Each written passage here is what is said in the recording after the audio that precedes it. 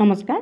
আজি আমি আহিছোঁ শিৱসাগৰ ডিষ্ট্ৰিক্টৰ অৱস্থিত তলাতল ঘৰ চাবলৈ। আমি ইয়াত চিৰিয়েদি ওপৰলৈ উঠি আহিলোঁ আৰু যদি চিৰিয়েদি ওপৰলৈ অহা যায় তেতিয়াহ'লে তলত মূল বস্তুখিনি বাচি যায়।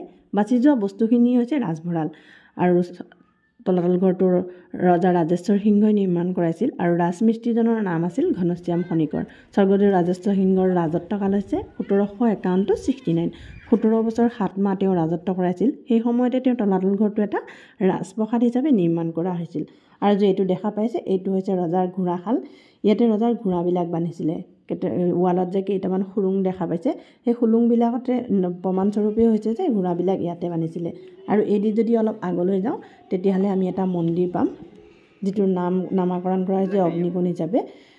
আৰু এইবিলাক দেৱালত দেখা পাইছেনে কিছুমান জাগা আছে খুৰুং কিছুমান ৰখা হৈছে। ইয়াতে ৰজাৰ দেৱ দেৱতাৰ মূৰ্তিবিলাক ৰাখিছিলে, ৰাখি ইয়াতে ধ্যান কৰিছিলে। বৰ্তমানো যদি তাতে থিয় হৈ পিনে চকুকেইটা বন্ধ কৰি লাহেকৈ ওম বুলি দীঘলীয়াকৈ উচ্চাৰণ কৰা হয় তেতিয়াহ'লে দেহত এটা ভাইব্ৰেশ্যনৰ সৃষ্টি হয়। পিছে ক'লে আপোনালোকে এনেধৰণে ভালদৰে বুজি নাপাব, কিন্তু যদি নিজে গৈ তাতে আপোনালোকে এক্সপিৰিয়েঞ্চ কৰে তেতিয়াহ'লে বুজিব পাৰিব কিমানখিনি শান্তি অনুভৱ হয়।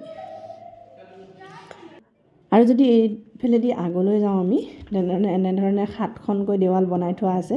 আগলৈ গৈ চাওঁগৈচোন বলক কি হয় দেৱালকেইখন এদাই হোৱালৈকে।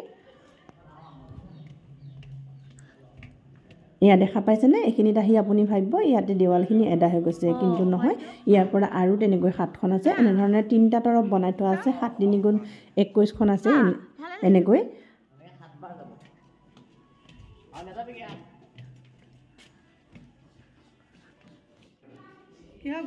আৰু এইটো হৈছে তলাতল ঘৰৰ পৰা দেৰগাঁৱলৈ যোৱা যিটো গুফা হয়, গুফাটো হয় খুলুংটো। ইয়াত অসমীয়া দেখাৰ কথা আছে নহয়, ইয়াতে মাৰিলোঁ টিপা গড়গাঁও পালেগৈ শিপা। এইষাৰ পিছে প্ৰতিজন অসমীয়াই এইষাৰ কথা জানে। আৰু এখন দৰ্জা লিখা দেখাব পাৰিছেনে? এই আঁতৰৰ পৰা দেখা পোৱাত এনেকুৱা লাগিছে যেন এইখনেদি পাৰ হৈ যাব পাৰিব, কিন্তু চাওঁগৈচোন বলক ওচৰৰ পৰা কেনেধৰণৰ লাগে। এয়া দেখা পাইছেনে? ওচৰৰ পৰা আহিলে গম পাব এখন মাত্ৰ 8 আঙুল বহল হয়। এদি এটা ভৰিও পাৰ কৰিব নোৱাৰি, পথালিকেও পাৰ হ'ব নোৱাৰি। এইটো এনেধৰণে বনোৱাৰ ৰজাৰ উদ্দেশ্য এইটোৱে আছিলে যে যদি কোনোবা বিৰোধী দেশৰ মানুহ আহে তেতিয়াহ'লে এদি পাৰ হৈ যাব পাৰিম বুলি এদি সোমাই আহি ইয়াতে ফচি যাব আৰু তেতিয়াই গুপ্তচৰ বুলি ৰজাই ধৰি তেওঁক বন্দী কৰিব পাৰিব। তাৰ কাৰণে এইখিনি এনেধৰণে বনাইছিলে।